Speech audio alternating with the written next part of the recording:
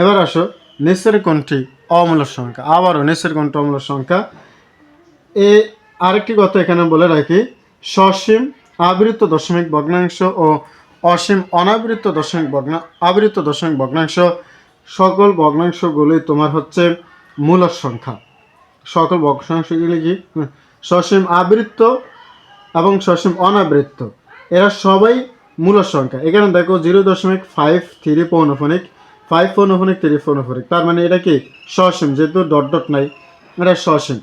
সুতরাং এই আবৃত এই সংখ্যাগুলো হচ্ছে তোমার কি মূলক সংখ্যা, তাহলে এটা অমূলক হবে না।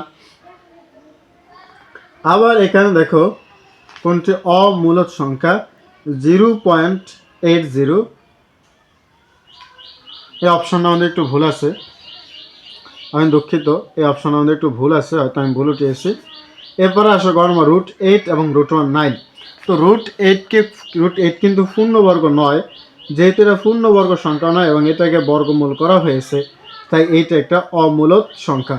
√9কে তুমি করলে আসবো 3, একটি পূর্ণ সংখ্যা চলে আসবে, যেহেতু একটা পূর্ণ সংখ্যা চলে আসবে এবং সাধারণ সংখ্যা চলে আসবে, তাই এটা একটা আবার কি সংখ্যা মূলক সংখ্যা।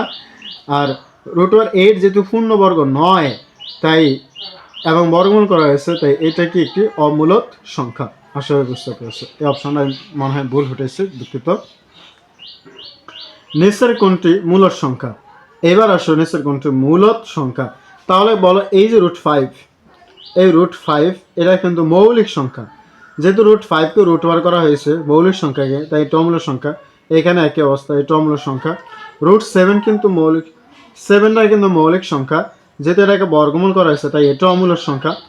এবার আসো বাকি থাকে কোনটা, তাহলে এটা আমার অ্যান্সার। কেন 9কে তুমি বর্গমূল করলে আসবে 3, নিচে 4, তাহলে স্বাভাবিক ভগ্নাংশে রূপান্তর করা যায়, সুতরাং এটা একটি মূলক